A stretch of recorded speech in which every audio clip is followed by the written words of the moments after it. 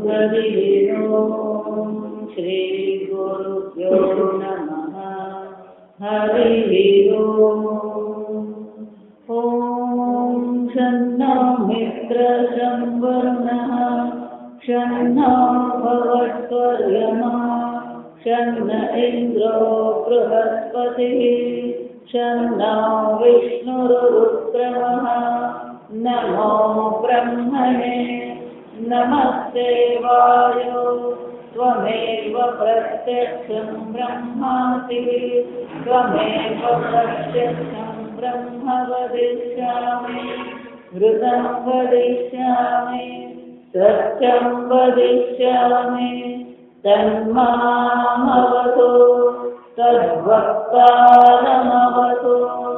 अवतु माम् अवतु वक्तारम्। ॐ शान्ति शान्ति शान्तिः। ॐ भद्रं कर्णेभिः शृणुयाम देवाः भद्रं पश्येमाक्षभिर्यजत्राः स्थिरैरङ्गैः तुष्टुवापुंसस्तनूभिः दशमदेवहितं यदायुः स्वस्ति न इन्द्रो वृद्धश्रवाः स्वस्ति नः पूषा विश्ववेदाः स्वस्ति नः साक्षो अरिष्टनेमिः स्वस्ति नो बृहस्पतिर्ददातु। ॐ शान्ति शान्ति शान्तिः। ॐ सहनावतु सहनौ भुनक्तु सह वीर्यं करवावहै तेजस्विनावधीतमस्तु मा विद्विषावहै। ॐ शान्ति शान्ति शान्तिः। सदाशिवसमारम्भाम्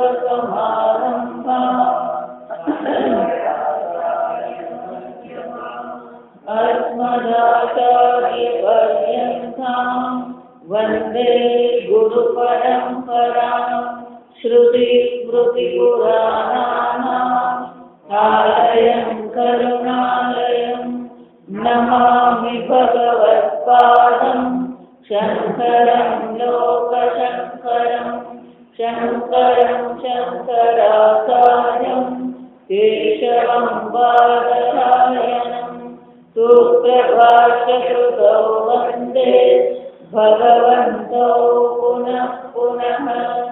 ईश्वरो गुरुरात्मेति मूर्तिभेदविभागिने व्योमवद्व्याप्तदेहाय दक्षिणामूर्तये नमः। निधये सर्वविद्यानां विषये भवरोगिणां गुरवे सर्वलोकानां दक्षिणामूर्तये नमः। ॐ नमः प्रणवार्थाय शुद्धज्ञानैकमूर्तये निर्मलाय प्रशान्ताय दक्षिणामूर्तये नमः। तपोभिः क्षीणपापानां शान्तानां वीतरागिणां मुमुक्षूणामपेक्षोऽयम् आत्मबोधो विधीयते। श्लोक नंबर 66। श्रवणादिभिरुदितः श्रवणादिभिरुद्लिप्तः ज्ञानाग्निपरितापितः श्रीवत्सर्वमलान्मुक्तः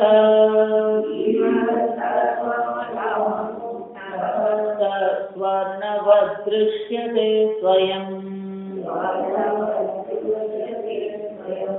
हृदाकाशोदितो ह्यात्मा बोधभानुस्तमोपहृतः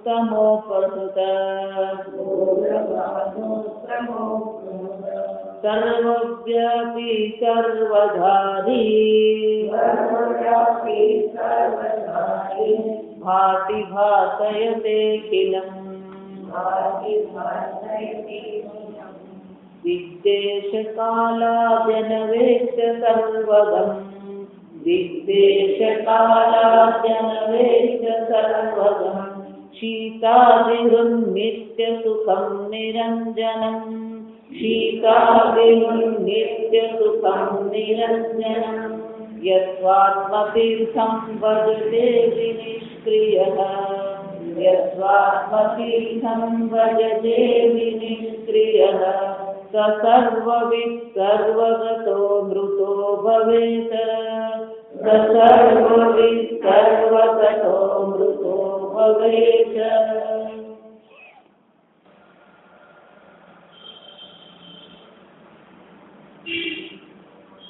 જીવ સર્વમલાન્મુક્ત વર્ણવદ દૃશ્યતે વૈ. સર્વમલ સર્વ પ્રકારની અશુદ્ધિ. વેદાંતનો પ્રારંભ કરીએ ત્યારે સાધન ચતુષ્ટયની ચર્ચા,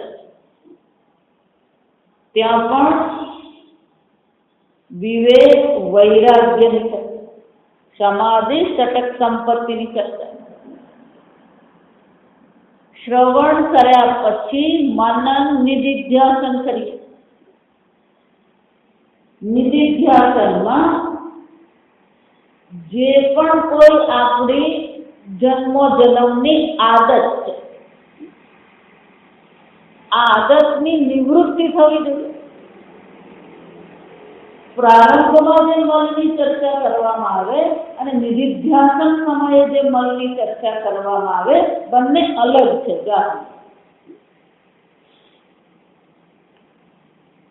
શ્રવણ મનન પછી જ્ઞાન પરિતાપિત. આ જ્ઞાન રૂપી અગ્નિ છે, એમાં બધા શું થઈ જાય? પરિતાપિત, સારી રીતે એને તપાવવામાં આવે. જ્ઞાન રૂપી અગ્નિથી જ્યારે તપાવવામાં આવે ત્યારે જન્મો જન્મના જે આપણા સંસ્કારો, એ સંસ્કારો પણ શું છે? મલ સ્વરૂપ જ છે. ભગવદ્ ગીતા પર જેમ શંકરાચાર્યજીનું ભાષ્ય, એવી બીજી બે સ્વતંત્ર ટીકા, એક મધુસૂદનાચાર્યજીની ટીકા છે, બીજી શંકરાનંદની ટીકા. શંકરાનંદ મહારાજ થઈ ગયા, એ બહુ સુંદર લખે. આ મલની જે ચર્ચા આવે બહુ સુંદર છે કે આપણા જે સંસ્કાર છે, આપણા સંસ્કાર જ મલ સ્વરૂપ જાય. તો કે આ નામ રૂપ વિષય અનેક પ્રકારની સુખ બુદ્ધિ છે, એ સુખ બુદ્ધિ જ મલ છે. જાય વિષયમાં સુખ બુદ્ધિ. આગળ આપણે ચર્ચા કરી ગયા કે ભલે આઈસ્ક્રીમ મિથ્યા છે પણ ખાવામાં મજા તો આવે જ છે. જાય એ વિષય સુખ છે. જરૂર એવી જ રીતે અભ્યાસમાં પણ એક સુખ હોય. આ જેટલા પણ આ ચાલવા નીકળતા હોય, આ પહેલવાન પેલો એક બે કરતો હોય, એ અભ્યાસમાં પણ એને આનંદ આવે, એને અભ્યાસનો સુખ કહેવાય. એ જ રીતે આ સંસ્કારના પણ શું છે? એક આનંદ છે. આ સમજવા, હું દેહ છું એમાં શું છે? એક પ્રકારનું સુખ છે, એક પ્રકારની સુરક્ષા આપણા મનમાં છે. એટલે બહુ સુંદર છે કે વિષયના સંસ્કાર છે, અભ્યાસના સંસ્કાર છે, પણ આ સંસ્કારને જો કાઢવું હોય તો શું કરવું પડે? ભલે તમે ધ્યાન કરો. જો સમજો, આપણે ધ્યાન જેટલી પ્રકારના અત્યારે ધ્યાનો ચાલી રહ્યા છે, આપણને એના પ્રત્યે કોઈ વિરોધ નથી. ધ્યાન પણ આવશ્યક છે. ભગવાન શ્રી કૃષ્ણએ આખો એક અધ્યાય કોના માટે મૂક્યો છે? ધ્યાન માટે જ મૂક્યો. ધ્યાનમાં કોઈ વિરોધ નથી. આ સમજજો. પણ પ્રશ્ન ક્યાં છે? જન્મો જન્મના જે સંસ્કાર છે એ સંસ્કાર અને બે વસ્તુ છે. એક સત્ય બુદ્ધિ છે અને બીજી સુખ બુદ્ધિ છે. આઈસ્ક્રીમ સત્ય માનીએ છે, દેહને સત્ય માનીએ છે. આ સત્ય બુદ્ધિની નિવૃત્તિ કરવાની છે, સુખ બુદ્ધિની નિવૃત્તિ કરવાની. અને એટલા માટે એ શું કહેવું પડ્યું? સર્વ મલાન વિમુક્ત. આ સત્ય બુદ્ધિ જવી જોઈએ, સુખ બુદ્ધિ જવી જોઈએ. આ જગત સત્ય છે. જો વિચાર દક્ષિણામૂર્તિ સ્તોત્રમાં જે શંકરાચાર્યજી પ્રારંભમાં શું કહી દે? વિશ્વમ દર્પણ દૃશ્યમાન નગરે તુલ્યમ નિજાંતર્ગતમ. આ જગત તમે જેને સત્ય માની રહ્યા છો, કેવું છે? દર્પણમાં દેખાતા પ્રતિબિંબ સમાન. પ્રતિબિંબનું પોતાનું કોઈ અસ્તિત્વ છે જ નહીં. આ સત્ય બુદ્ધિ જ જવી જોઈએ. એ જ રીતે પેલી સુખ બુદ્ધિની પણ નિવૃત્તિ થવી જોઈએ. તો સત્ય બુદ્ધિ અને સુખ બુદ્ધિ એટલે શું થઈ ગયું? આપણને આદત પડી ગઈ.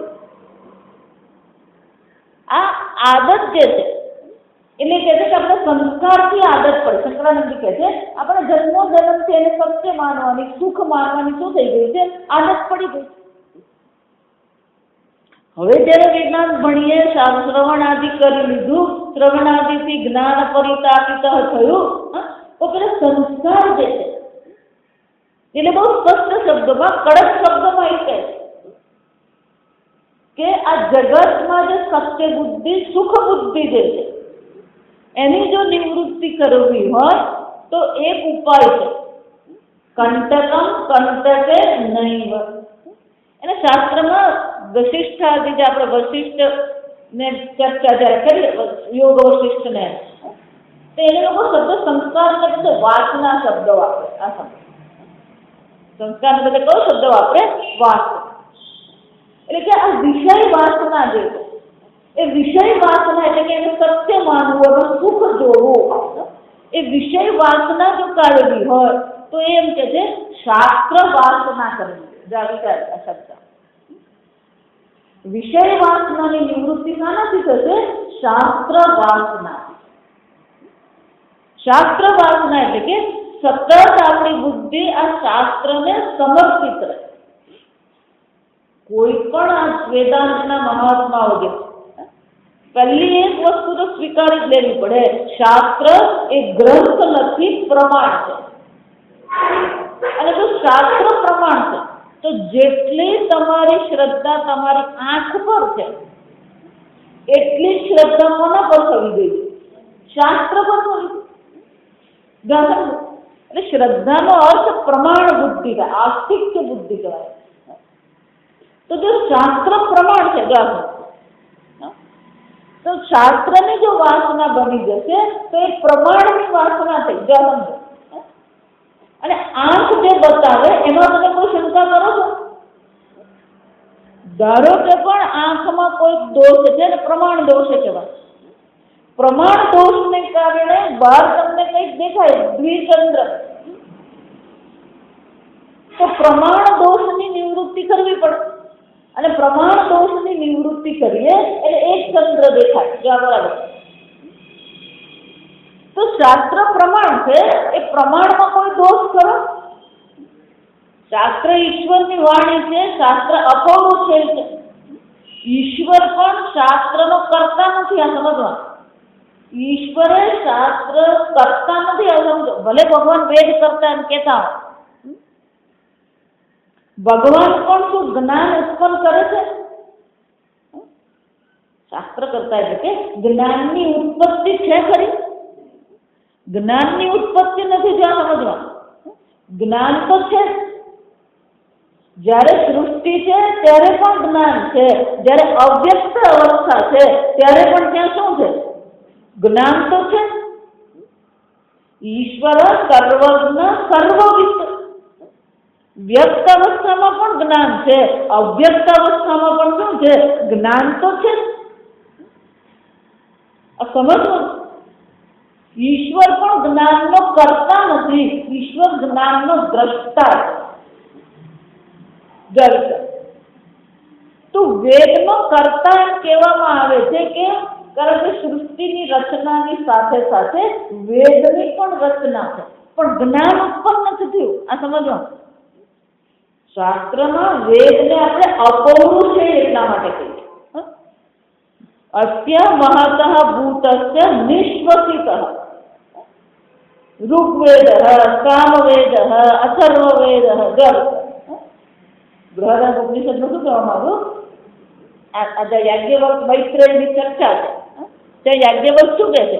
આ વેદ પણ ઉત્પન્ન નથી થયા. નિશ્વસિત, જેમ શ્વાસ લેવો સરળ છે, સહજ છે, એમ પરમાત્મામાંથી આ વેદ શું થયા છે? નિશ્વસિત.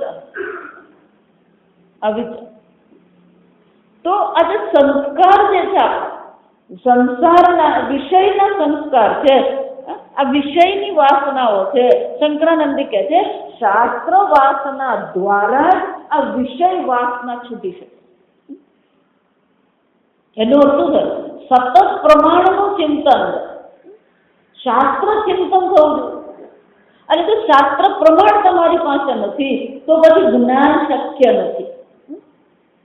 આગળ જોઈએ કે અંધ વ્યક્તિ માટે સૂર્ય છે ભાનુ અંધવત, જેવી રીતે ભાનુ અંધવત ભાસ્વંતમ, ભાનુ સૂર્ય તો કેવો છે? સ્વપ્રકાશ છે. પણ આંધળે વ્યક્તિ માટે એ કોઈ સ્વપ્રકાશ સૂર્ય છે? એમ જો મારી પાસે પ્રમાણ જ નથી, અંધવત લીધું, મારી પાસે પ્રમાણ જ નથી, તો પ્રમાણ વિના આ સ્વતઃસિદ્ધ, ભલે ને આત્મા સ્વતઃસિદ્ધ છે, સર્વજ્ઞ, પણ એ સ્વતઃસિદ્ધ સર્વજ્ઞ હોવા છતાં પણ જો મારી પાસે પ્રમાણ નથી તો પ્રમાણ વિના જ્ઞાન શક્ય નથી. આપણે ધ્યાનને નકારતા નથી, પણ આજકાલ મુશ્કેલી ક્યાં છે? ધ્યાનના નામે શાસ્ત્ર પ્રમાણને શું કરી દેવામાં આવે? ઉચકીને ભાગ્યો કરી દીધું. શાસ્ત્ર પ્રમાણ રહ્યું જ નથી. એટલે શંકરાનંદી ત્યાં શું કહે છે? આ શાસ્ત્ર વાસના છે. એનો અર્થ શું થયો? આપણા વિચારો શાસ્ત્રને અનુરૂપ બનવા. જો એટલે પહેલેથી બધા ભગવાન પ્રારંભથી જ કહે છે કે આત્મા કેવો છે? જન્મ મૃત્યુ રહિત. કોઈ પણ ઉપનિષદ ખોલો તમે, આત્માને કેવો બતાવવામાં? સર્વજ્ઞ, સર્વવિત, સર્વવ્યાપી, સર્વગમ. આત્મા તમે પોતાને ઓળખે કે નહીં ઓળખો, તમે સચ્ચિદાનંદ બ્રહ્મ છો. આ જન્મમાં નહીં ઓળખો, આવતા જન્મમાં ઓળખજો. પણ એવું નથી કે તમારે સચ્ચિદાનંદ બ્રહ્મ બનવાનું છે. લોકો શું માને છે? આમ ધ્યાન કરીએ અને ધ્યાનની ગરમીમાં બધું સાફ થઈ જાય એટલે આત્મા શું થાય? ઉપર આવે. સબમરીન છે આત્મા. આવી છે સતત એ શાસ્ત્ર વાસના, એટલે કે આત્મચિંતન જે છે. ગંગા કિનારે મહાત્મા વૃદ્ધ થઈ ગયો, એમની પાસે પેલા જે જૂના પુસ્તકો એમના હતા શાસ્ત્ર, એટલે ત્યાં બેઠા હોય ગંગા કિનારે, એટલે પછી પેલું શાસ્ત્ર ખોલી વાંચતા હોય. કોઈ મુમુક્ષુ કોઈ સાધક એમની પાસે આવે તો થોડો ઉપદેશ કરે, બાકી બેઠા બેઠા શું કરતા હોય? પેલું શાસ્ત્ર વાંચે. અખાનંદજી મહારાજ એક વાર ત્યાં પહોંચી ગયા, એટલે અખાનંદજી મહારાજે કીધું, મહારાજ આપ શાસ્ત્ર પढ़ रहे हैं किसके लिए? જાતો. શાસ્ત્ર શું કામ તમે વાંચો? તમે કોને ભણાવવાનું? જાતો. બહુ સુંદર કીધું. नहीं नहीं, मैं देख रहा हूँ कहाँ कहाँ मेरी प्रशंसा हुई है, कैसे कैसे मेरी प्रशंसा हुई है.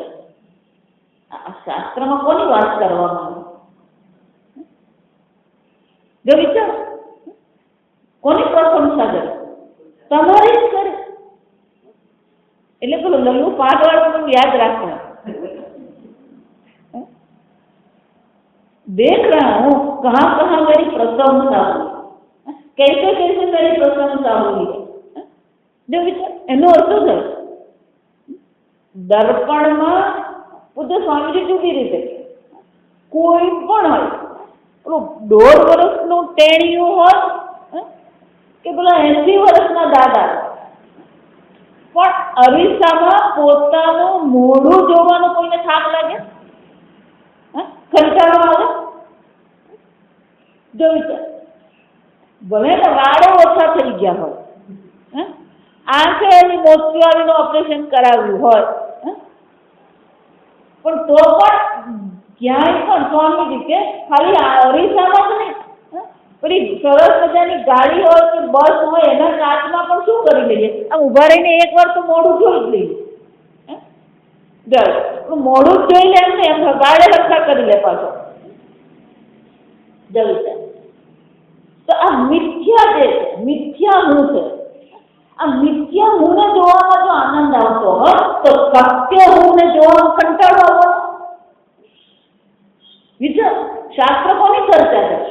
શાસ્ત્ર દર્પણ છે. અને શાસ્ત્ર દર્પણ ચર્ચા કોની કરે? તમારી જ કરી. જો વિચાર, એટલે શંકરાનંદજી શું કહે છે? આ શાસ્ત્ર વાસના બનાવે. સતત શાસ્ત્ર ચિંતન, તત્ચિંતનમ તત્કથનમ અન્યો અન્ય તત્ પ્રબોધનમ એક જ બ્રહ્માભ્યાસમ ઉક્ત. ગીતામાં ભગવાન સુધી રીતે છે. 10મા અધ્યાયમાં ભગવાન શું કહે છે? મત ચિત્તા મત જગત પ્રાણા બોધયંત પરસ્પરમ કથયંત મામ નિત્યમ તુષ્યંતિ ચ રમણ. એ ક્યાં પડે? એનો સંતોષ ક્યાં છે? એનું રમણ ક્યાં છે? સતત આમાં જ છે. એનું મન એમાં છે, એનું જીવન. મતગત પ્રાણ છે કે પ્રાણ એટલે જીવન છે. એનું જીવન કોને સમર્પિત છે? આ ચિંતનમાં જ છે. કથયંતસ્ય મામ નિત્યમ, સતત મારી જ કથા કરતો રહે છે, મારું જ ચિંતન કરે. બોધયંત, કોઈ સાંભળવા વાળું મળી ગયું તો બોધ છે. જો વિચાર, આમ આપણું જીવન શું થઈ જવું જોઈએ? આ આત્મચિંતન થવું જોઈએ. જાગતા, બેસતા, ઉઠતા, ખાતા, પીતા શું થવું જોઈએ? સતત સર્વમ ખલુઈદમ બ્રહ્મ. કારણ કે તમારું સ્વરૂપ છે. જે આ મિથ્યા હુંને જોવામાં આનંદ આવે છે, તો પછી સત્ય હુંને જોવામાં સુખ કેમ નથી? કેમ મળે છે? આ વાસનાઓ જે વિષય વાસનાઓ જે છે, અભ્યાસની જે વાસના છે, એને કારણે શું થઈ રહ્યું છે? આ સત્ય હું જોવામાં આપણને કંટાળો આવે. જોયું છે? ગમે એવો માણસ હોય ને, પેલો આલ્બમ કાઢી નહીં બેસે ઘરે, અને આલ્બમમાં શું જોતો હોય? અમે ઋષિકેશ ગયા હતા, અમે હિમાલય ગયા હતા, અમે લગ્નમાં ગયા હતા, અને બધે શું કરતા? પેલો ફોટા જો. તો આ શાસ્ત્ર પણ શું કરી રહ્યું છે? કોની ચર્ચા? તમારો જ ફોટો છે. જો વિચાર, અને એટલા માટે શું કહે છે? સર્વમલ. આજે વિષય વાસના જે છે એ જ આપણને શું કરે છે? વિષય સુખ દે છે. આ મન છે, પણ એ મનની નિવૃત્તિ ક્યારે થશે? જ્ઞાન પરિશાપિત. અને જ્ઞાન ક્યારે થશે? શાસ્ત્ર પ્રમાણ હશે તો જ્ઞાન થશે. જો સમજ, એટલા માટે વેદાંતમાં લોકશાહી નહીં ચાલે. આ સમજ, લોકશાહી એટલે બહુમતી છે. લોકશાહીમાં બહુમતીથી ચાલે, પણ વેદાંત બહુમતીથી ચાલે? વિચાર, ગમે એટલું ધ્યાન કરો, ગમે એટલે યોગાસન કરો, ગમે એટલે પ્રાણાયામ કરો, હું હંમેશા એટલે બધાને, તમે જેટલા આસન વધારે કરો એટલે તમારી દેહ બુદ્ધિ વધે. પ્રાણાયામ કરો તો પ્રાણ બુદ્ધિ શું થવાની? નિવૃત્ત થવાની. વિચાર, અને પેલો યોગી છે એ સતત પેલું ચિત્ત વૃત્તિ નિરોધ, એટલે સતત કોની સાથે માથાકૂટ કરતો રહે? મન સાથે, મનની વૃત્તિ સાથે માથાકૂટ કરે. પણ મનની વૃત્તિ સાથે માથાકૂટ તમે કરીને જે એટલે શંકરાચાર્ય બહુ સરસ કર્યું. વિશ્વમ દર્પણ દૃશ્યમાન જન. પેલું પ્રતિબિંબ છે, એ પ્રતિબિંબ જેવું દેખાય છે એને તમારે સીધું કરવાની જરૂર છે? પ્રતિબિંબને બદલવાની જરૂર છે? જો સમજો, એ જ વૃત્તિ છે, એ વૃત્તિ શું છે? ક્ષણિક છે. એની સાથે માથાકૂટ કરવાની જરૂર જ નથી. જો સમજો, પેલો યોગી શું કરતો? આ વૃત્તિ સાથે પેલી ગોળ વૃત્તિ, જાત જાતની ચર્ચા છે, સમજવા. વિક્ષિપ્ત વૃત્તિ છે ને ગોળ વૃત્તિ છે, ગમે તે વૃત્તિ હોય. આગળ આપણે જોઈ કે કામાકાર વૃત્તિ હોય, ક્રોધાકાર વૃત્તિ હોય, આત્મા તો કેવો છે? નિસ્પૃહ. ચૈતન્ય તો કેવું છે? અસંગ છે. કોઈ વિશેષ પ્રકારની વૃત્તિ આત્મજ્ઞાન નથી.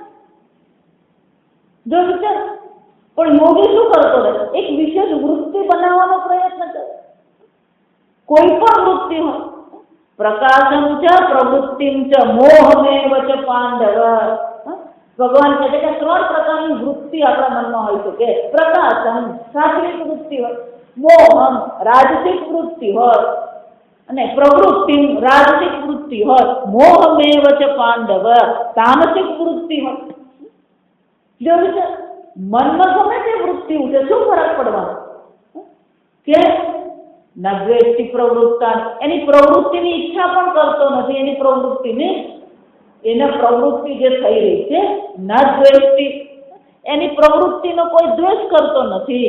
નિવૃત્તાની છે નકાંસરી, એની નિવૃત્તિની પણ શું છે? એ ઈચ્છા કરતો નથી. મનમાં સાત્વિક હોય, રાજસિક હોય કે તામસિક ભાવ પ્રગટ થાય, એના પ્રત્યે દ્વેષ નથી કરતો. અને એક વિશેષ પ્રકારની વૃત્તિ હોય, એવી એ શું છે?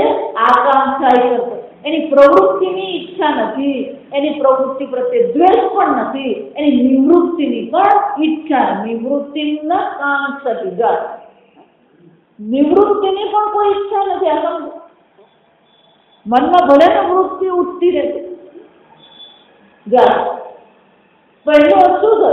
વૃત્તિ પરથી દ્રષ્ટિ હટાવીને એ વૃત્તિનું જે અધિષ્ઠાન ચૈતન્ય, એ અધિષ્ઠાન ચૈતન્ય પર આપણી બુદ્ધિ જરૂરી છે. અને એ ક્યારે થઈ શકે? અધિષ્ઠાન પર તમારી દ્રષ્ટિ ક્યારે જશે? આપોઆપ જઈ શકશે? આમ ધ્યાનમાં બેઠા અને વૃત્તિનું અધિષ્ઠાન ચૈતન્ય પકડાઈ ગયું, પકડાઈ જશે? વિચાર,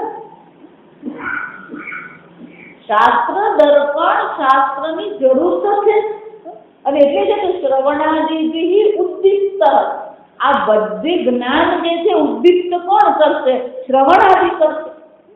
ને એકવાર એ જ્ઞાન રૂપી જે વૃત્તિ છે, જો આપણે ગઈ વખતે જોઈ ગયા હતા, જ્ઞાન વૃત્તિ ઉત્પન્ન કરવી જ પડે, તો પછી અજ્ઞાન વૃત્તિની નિવૃત્તિ થાય. અને એકવાર અજ્ઞાન વૃત્તિની નિવૃત્તિ થઈ જાય પછી શું છે? સ્વયં પ્રકાશ છે કે આત્મા મેઘાપાય અંશુમાનિવ. આગળ ભણી ગયા, ભૂલી નહીં જવાનું તમે. જેમ સૂર્યને પ્રકાશિત કરવાની જરૂર નથી, ફક્ત શું છે? મેઘ અપાય, વાદળ જ ખસેડવાની જરૂર. એમ અજ્ઞાનની નિવૃત્તિ કરવાની છે.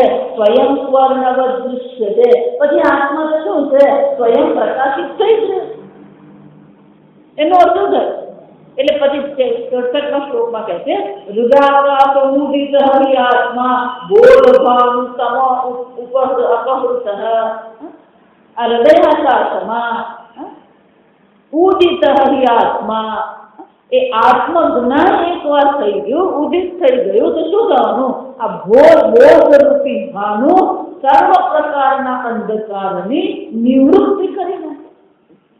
જો વિચાર, હૃદય આકાશમાં શાની જરૂર છે? પણ તમે કીધું આત્મા સર્વવ્યાપી, આત્મા ભલે સર્વવ્યાપી છે, પણ જ્ઞાન તો ક્યાં થવાનું છે?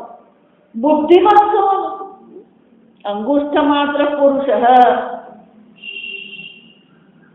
એ પુરુષ અહીંયા આગળ શું થઈ જાય? જ્ઞાન તો છેવટે તમારા હૃદયમાં જ છે. એટલે છેલ્લે શું કે છે? હૃદયાકાશમાં એકવાર આત્માના જ્ઞાન રૂપી ભાનુનો ઉદય થશે. તમા અપહૃત, આ સર્વ પ્રકારના અંધકાર અજ્ઞાનની શું થઈ જાય? નિવૃત્તિ થઈ જાય. એકવાર અંધકારની અજ્ઞાન રૂપી અંધકારની નિવૃત્તિ થઈ પછી શું થશે? સર્વવ્યાપી સર્વધારી ભાતિ ભાનયે અખિલમ, એ સ્વયં પણ પ્રકાશિત થઈ રહ્યો છે. અખિલમ ભાસયતે, સંપૂર્ણ જગતને પણ એ પ્રકાશિત થઈ રહ્યો છે. વાદળ એકવાર હટી ગયું, સૂર્ય પોતે પણ પ્રકાશિત થાય છે અને બાકીને સંપૂર્ણ વિશ્વને પણ એ શું કરે છે? ભાસે છે. પણ સૂર્ય બધાને પ્રકાશિત કરવાની પ્રવૃત્તિ કરે છે, પ્રકાશિત થાય છે. થાય છે જ આપણા જીવનમાં આવતું નથી, તકલીફ થાય. બધું કરવાનું હોય ને એટલે પછી જ્ઞાન પણ શું છે? કરવાનું, ધ્યાન કરવાનું છે. એ જ રીતે કર્મ કરીએ આપણે, જ્ઞાન કરીએ ને, જ્ઞાન શું છે? થાય. પણ એ જ્ઞાન ક્યારે થાય? સર્વમલા મુક્ત, સર્વ પ્રકારના મળની મુક્ત થઈ જાય મન. જો ગીતામાં ભગવાન આ જ કહેતો છે, બીજું કહેતા યદા તે મોહ કલિલમ બુદ્ધિ વ્યતિકરિષ્યતિ, જ્યારે તારી બુદ્ધિ આ મોહ રૂપી કાલુષ્યને પાર કરી જશે, કદા ગમતાસી નિર્વેદમ, તો પછી વૈરાગ્ય થશે. અને વૈરાગ્ય હશે તો પછી શું થશે? બુદ્ધિ સ્પર્ધ્યવતિષ્ઠિત, બુદ્ધિ આત્મામાં સ્થિત થઈ જાય. અને એટલા માટે કહે છે કે આ પ્રકારથી બોધભાન, આ જ્ઞાનરૂપી સૂર્યનો ઉદય થશે. કે આત્મા અજ્ઞાનની નિવૃત્તિ નહીં કરે. આત્મા તો અજ્ઞાનનો પણ પ્રકાશક છે અને અજ્ઞાનનો પણ અધિષ્ઠાન છે.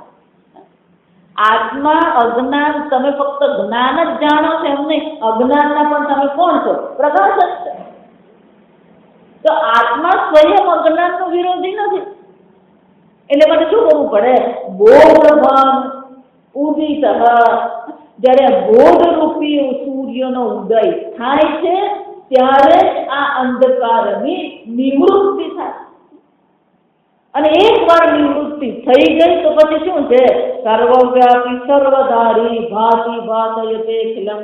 અને તો પછી આ સર્વવ્યાપી, સર્વને ધારણ કરનારો આત્મા શું થાય છે? સ્વપ્રકાશ સ્વરૂપે છે એટલું નહીં, આ સર્વ સંપૂર્ણ જગતને પણ પ્રકાશિત કરે છે. અને એકવાર સર્વવ્યાપી આત્માનું જ્ઞાન થઈ ગયું તો છેલ્લા શ્લોકમાં કહે છે દિગ્દેશ કાલાદિ અનવેક્ષ્ય. જો વારંવાર કહું, તમે જો માનતા હોય કે વિશેષ દેશ, વિશેષ કાળ કે વિશેષ અવસ્થા બ્રહ્મ જ્ઞાન છે, તો એ શું કહે છે? દેશ દિગ્દેશ કાલાદિ અનવેક્ષ્ય સર્વગમ शीतादि रूम नित्य सुखम निरंजनम यस्वात्मतीर्थम भजते. કોઈ પણ દેશ હોય, કોઈ પણ કાળ હોય, કોઈ પણ અવસ્થા હોય, કોઈ પ્રકારની અનવેક્ષ્ય એમનો શું થાય? દરેક દેશ, દરેક કાળ અને દરેક વસ્તુ કોણ છે? બ્રહ્મ માત્ર. વિશેષ દેશ કાળ અવસ્થાને આમ શું કરે છે? અનવેક્ષ્ય, સારી રીતે જુએ છે. અનવેક્ષ્ય એટલે શું છે? સર્વ દેશ કાળમાં એ સારી રીતે કોને જુએ છે? સર્વગમ, આ સર્વવ્યાપી આત્માના એ દર્શન કરે છે. શીતાદિ રૂપ નિત્ય સુખમ નિરંજનમ. અને એકવાર સર્વવ્યાપી આત્માને દર્શન કરે છે તો છેવટે એનું સુખ પણ ક્યાં છે? નિત્ય સુખમ.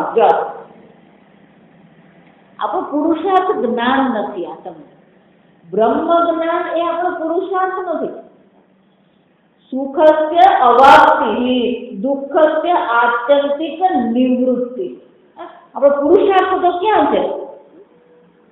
કોઈ પણ મનુષ્ય હોય, એ અમેરિકામાં હોય, ઓસ્ટ્રેલિયામાં હોય, અલાસ્કામાં હોય, ભારતમાં હોય, કોઈ પણ મનુષ્યને પૂછીએ કે છેવટે તમે શાની ઈચ્છા, તો એ શું કહે છે? સુખી થવું છે. પુરુષાર્થ તો સુખ છે. જો સમજો, બ્રહ્મ જ્ઞાન પુરુષાર્થ નથી, બ્રહ્મ જ્ઞાન સાધન છે. અને એટલે શું કહે? રૂપ નિત્ય સુખમ નિરંજનમ. આ નિત્ય સુખની તમને પ્રાપ્તિ થશે. અને સુખ ક્યાં છે? બહાર છે. રૂપ એટલે તમારા હૃદયમાં એ નિત્ય સુખ સ્વરૂપાત્મા અભિવ્યક્ત થઈ જાય. નિરંજનમ, કોઈ પણ પ્રકારનો મલ ત્યાં નથી. યહ સ્વાત્મતીર્થમ ભજતે, આ પ્રકારથી આત્મતીર્થ છે. આપણે બીજા બધા તીર્થને ભજન કરતા રહીએ, વિચાર એ બહુ સરસ છે. આપણે ગંગાસાગર જઈ આવે, ચારધામ કરી આવે, વૈષ્ણવ દેવી જઈ આવે, રામેશ્વર જઈ આવે, આ બહાર બધા તીર્થ કરતા રહે, પણ સ્વાત્મતીર્થની કોઈ ચર્ચા કરે એટલે શું કહે છે? યહ સ્વાત્મતીર્થમ ભજતે, જે આ સ્વાત્મા રૂપી તીર્થનું ભજન કરે. તીર્થ એટલે કે આપણને જે પાવન કરે. કોઈ પણ તીર્થમાં તમે જાઓ, એ તીર્થમાં ગયા પછી ત્યાં સ્નાન કરીએ, ધ્યાન કરીએ, દાન કરીએ, તો શું થશે? દાનથી ધનની શુદ્ધિ થશે, ધ્યાનથી મનની શુદ્ધિ થશે, સ્નાનથી આ ઉપાધિની શુદ્ધિ થશે. પણ આ બધી શુદ્ધિ કેવી છે?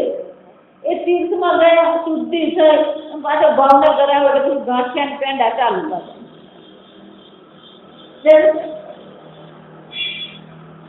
પાછું ચાલુ જ થઈ પણ પાછો પેલો વૈષ્ણવ દેવી જઈ આવે, કઈ પાછો આવે.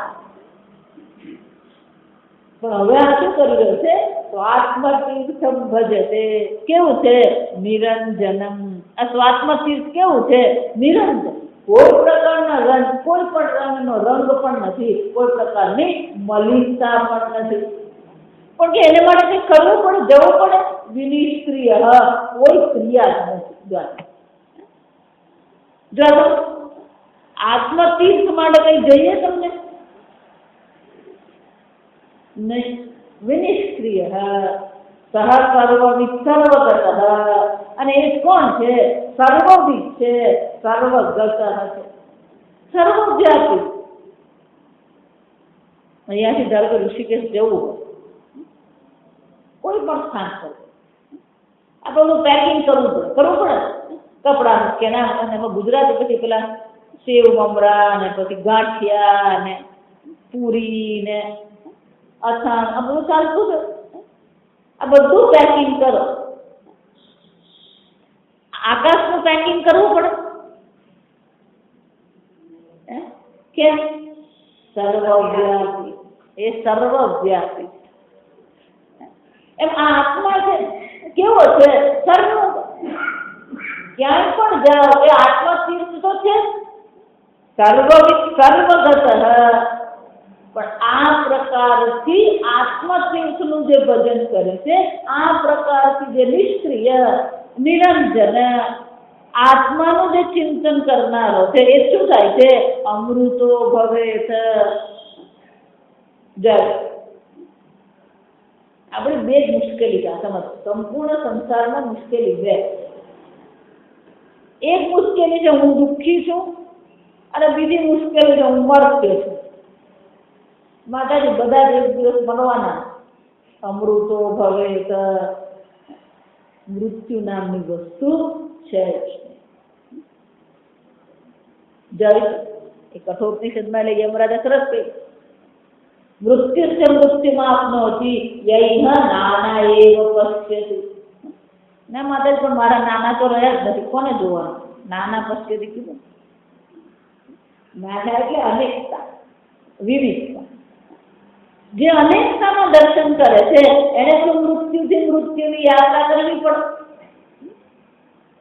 પણ જેણે પોતાના એક અદ્વિતીય સ્વરૂપને જાણી લીધું, અમૃતો ભવેત, એને પછી મૃત્યુ દુઃખી કરતું નથી. નિત્ય સુખમ ભજે. બે છે આપણે સમજ.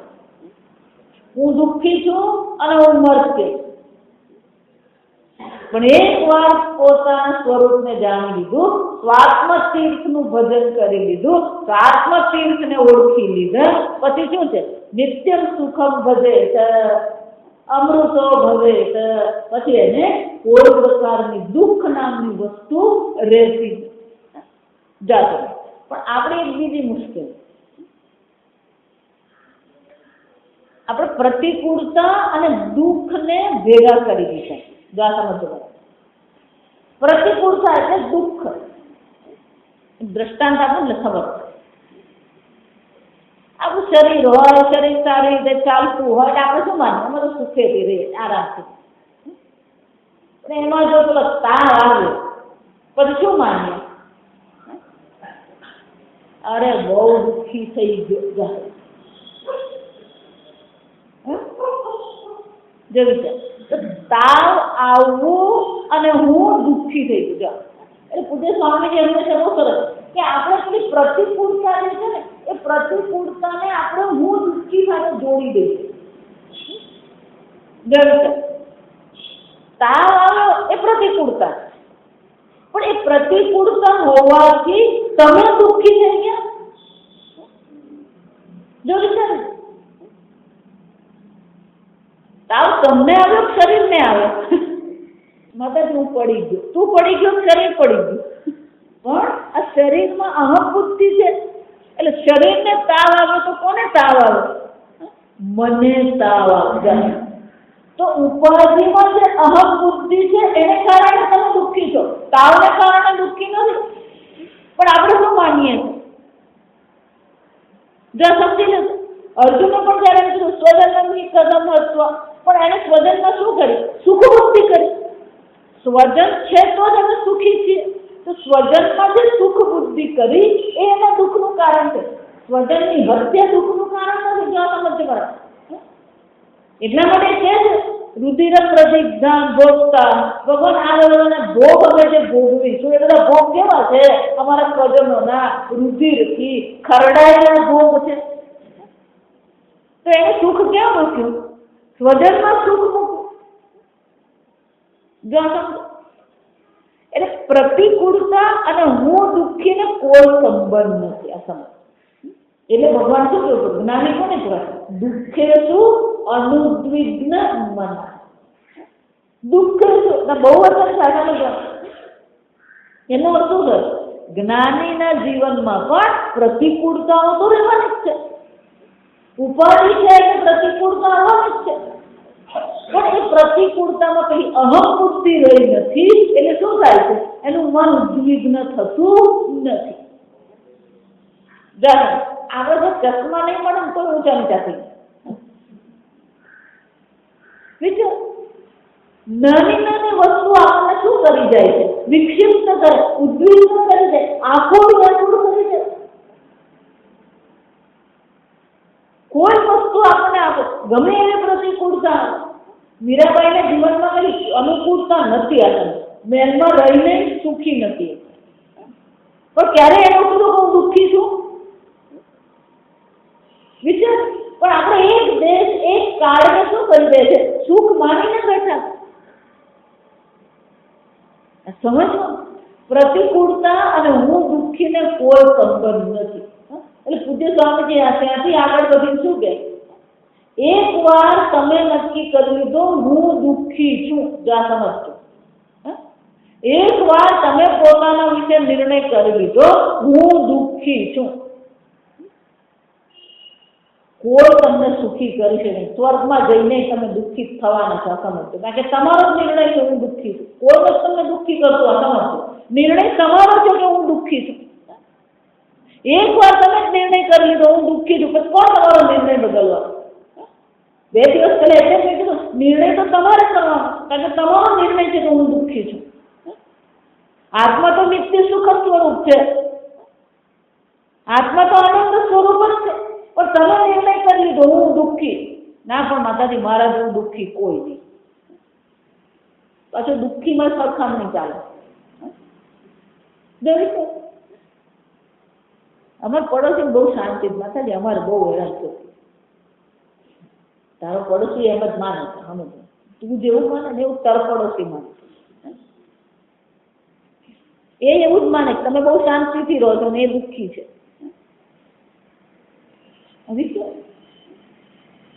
એટલે શું કહે છે?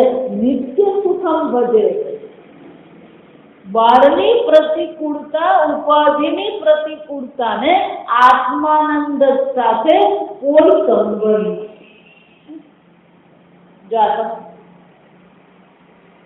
એ જ રીતે ઉપાધિના વિકાર સાથે આત્માનો કોઈ વિકાર નથી. અમૃત એટલે અંતિમ વિકાર છે, છડ વિકાર છે. શરીરનું મૃત્યુ છે, તમારું મૃત્યુ છે. શરીરનું મૃત્યુ થતું નથી. દેહિનોસ્મિન યથા દેહે કૌમારમ યૌવનમ તથા દેહાંતર પ્રાપ્તિ. આ એક દેહમાં આપણે રહીએ, એ રીતે દેહાંતર પ્રાપ્તિ, બીજું દેહ ધારણ કરીએ, પણ આત્માનું મૃત્યુ થયું. મૃત્યુ બિલકુલ કાલ્પનિક વસ્તુ છે. એવું જ છે, શરીરને તાવ આવ્યો એટલે મને તાવ આવ્યો, એ રીતે શરીરના મૃત્યુને કોનો માની લીધું? પોતાનું મૃત્યુ. મૃત્યુ નથી એમ નથી કહેતા, પણ તમારું મૃત્યુ નથી. પ્રતિકૂળતા નથી એવું નથી કહેતા, પણ એ પ્રતિકૂળતા ઉપરથી પ્રતિકૂળતા છે, તમારી પ્રતિકૂળતા નથી. તાવ ઉપરથી આવ્યો છે, રોગ ઉપરથી થયો. એ જ રીતે મૃત્યુ પણ છે, પણ કોનું મૃત્યુ? તમારું મૃત્યુ છે નહીં. જો એટલે યમરાજે સરસ છે.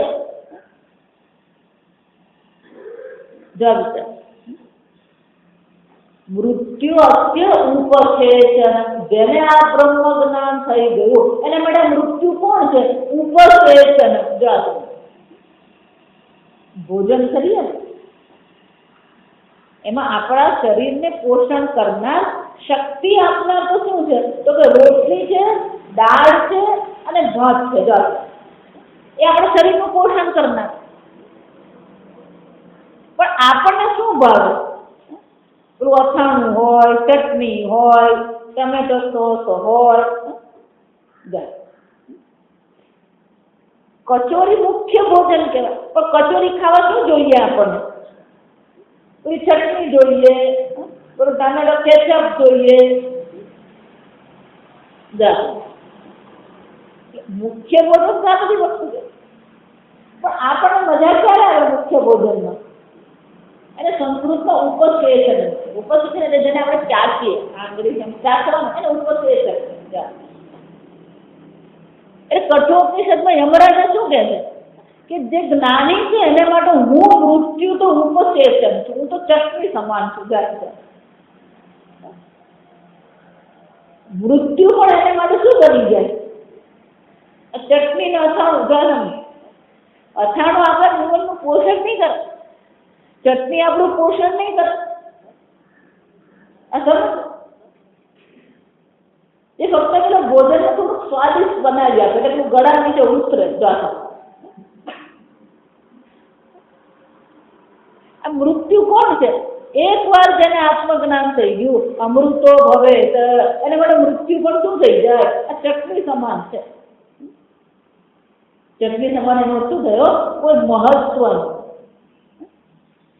નહીં. અને એટલા માટે કહે છે એક વાર જેને આ નિત્ય સુખને એટલે કે પરમાનંદ સ્વરૂપ આત્માને ઓળખી લીધો, પછી એને માટે શું છે? અમૃતો ભવે. અહીંયા જીવન આ અમૃતો ભવે એટલે એમ નહીં માનતા મરીને હું પછી અમૃત બની જઈશ. જીવતા જીવત પણ તમે કોણ છો? એ નિત્ય સુખ સ્વરૂપ આત્મા. જીવન પણ નિત્ય સુખ સ્વરૂપ આત્મા છે. હું હંમેશા એટલા માટે ખરેખર વેદાંત છે ને એની મજા અહીંયા છે. તમે યજ્ઞ જુઓ,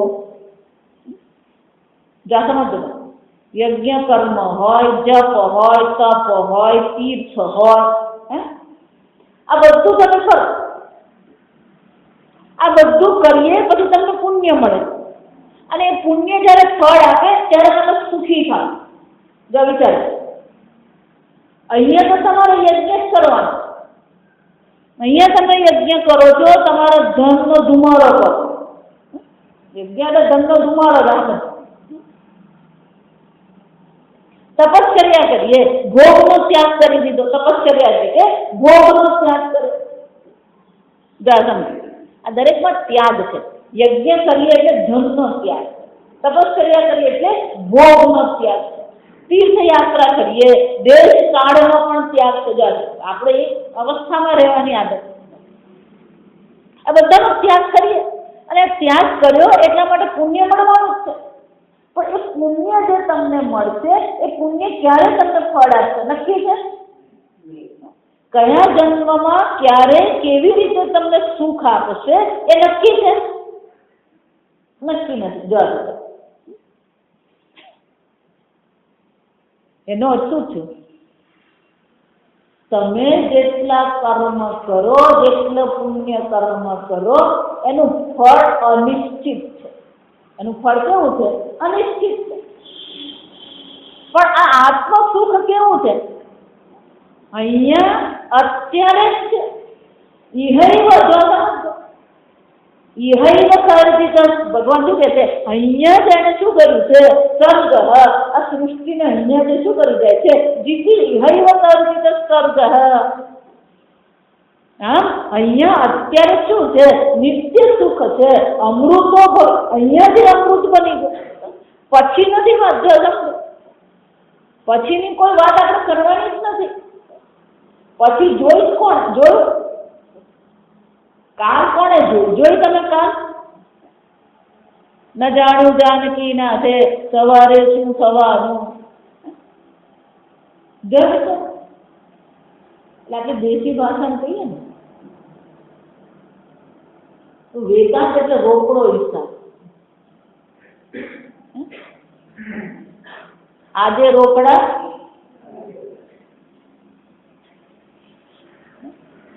અહીંયા જ કરી.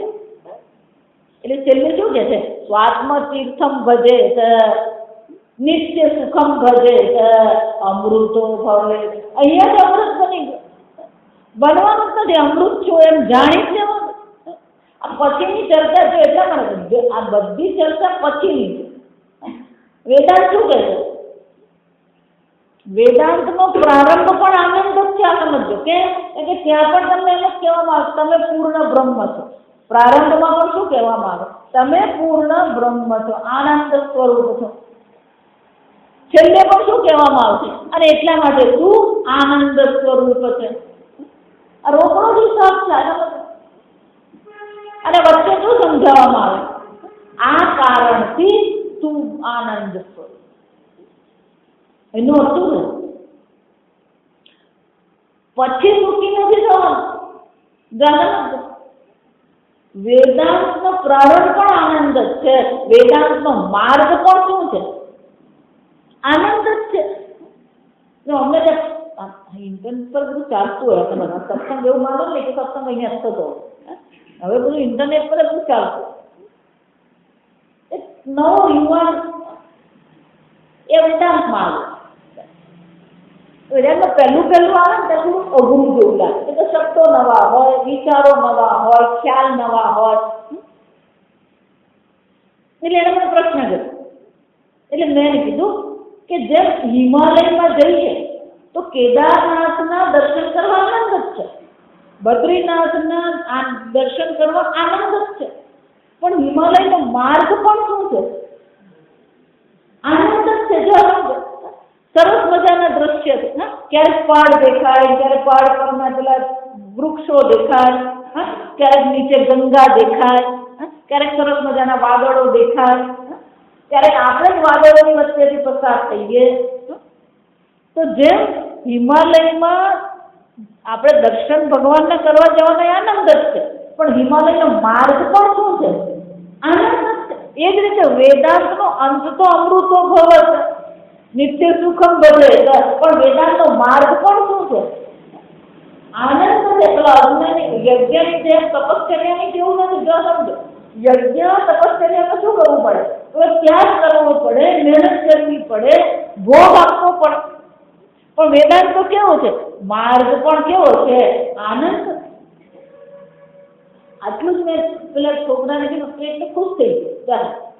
મેં ખાલી એટલું જ લીધું કે જેમ હિમાલયમાં જવામાં માર્ગ પણ આનંદ સ્વરૂપ છે, એમ વેદાંતનો માર્ગ પણ શું છે? આનંદ સ્વરૂપ જ છે. પહેલા તમે ભોગ આપો અને પછી તમને સુખ મળે એમ નહીં.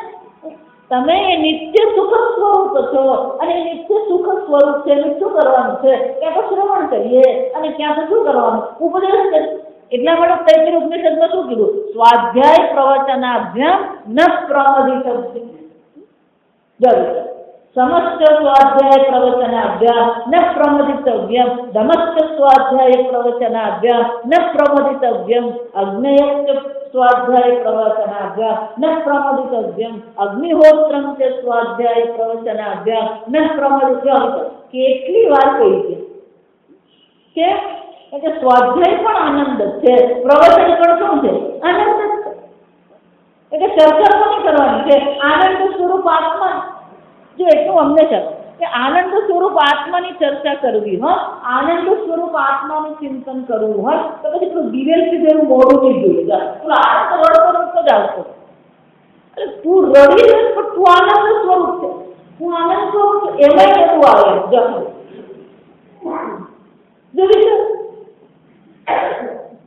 આનંદ સ્વરૂપ છે કઈ તો પેલો રડતો જ હોય. માતાજી બહુ દુઃખી, અને પણ તું આનંદ સ્વરૂપ, પણ માતાજી હું બહુ દુઃખી જાય. વિચાર માર્ગ પણ આનંદ જ છે, પણ માતાજી વેદાંત બહુ અઘરું પડે.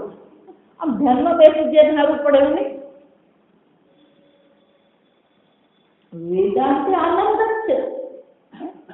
છે કે તમે આનંદ સ્વરૂપ છે એ જ દર્શાવો. જો એટલે પેલું નિત્ય લખેલું, આ સમજો. નિત્ય સુખમ નો અર્થ શું છે? જ્ઞાન થયું પછી સુખ એમ નહીં. તમે નિત્ય સુખ સ્વરૂપ છો. નિત્ય સુખ સ્વરૂપ નો અર્થ શું થાય?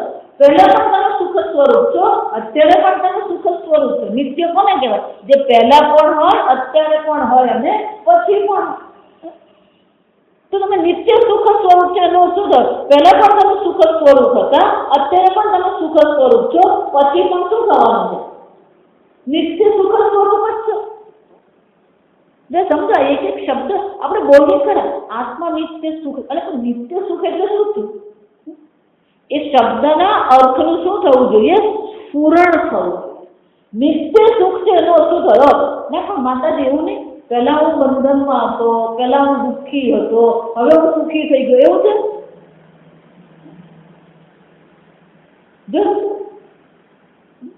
એટલે કઠોપનિષદમાં શું કીધું? વિમુક્ત છે, વિમુક્ત છે, વિમુક્ત જ હતો અને હવે શું થઈ ગયું? એ મુક્ત થઈ ગયું. વિમુક્ત છે, વિમુક્ત છે.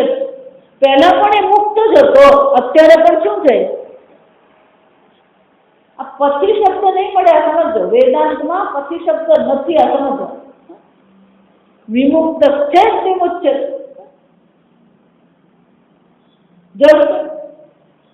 પહેલા પણ બ્રહ્મ સ્વરૂપ હતો, અત્યારે પણ કોણ છે?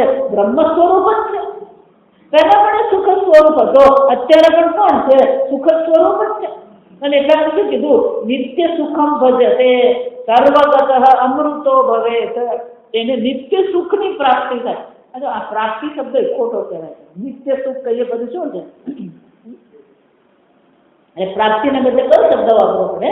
તમે નિત્ય સુખ સ્વરૂપ છો એ ઓળખી લીધું. અત્યાર સુધી ઉપાધિથી પોતાની ઓળખાણ હતી, હવે સ્વરૂપથી પોતાની ઓળખાણ છે. હું નિત્ય સુખ સ્વરૂપ આત્મા છું. અને એક વાર જેને નિત્ય સુખ સ્વરૂપ આત્માને ઓળખી લીધો, અમૃતો ભવેત, એને અહીંયા ને અત્યારે શું થઈ જાય છે? અમૃતત્વની પ્રાપ્તિ. આગળ આપણે કાલે. ઓમ અસતો મા સદ્ગમય તમસો મા જ્યોતિર્ગમય મૃત્યોર્મા અમૃતંગમય. ઓમ પૂર્ણમદ પૂર્ણમિદં પૂર્ણાત પૂર્ણમુદચ્યતે પૂર્ણસ્ય પૂર્ણમાદાય પૂર્ણમેવાવશિષ્યતે. ઓમ શાંતિ શાંતિ શાંતિ. હરિ ઓમ શ્રી ગુરુભ્યો નમઃ. હરિ ઓમ.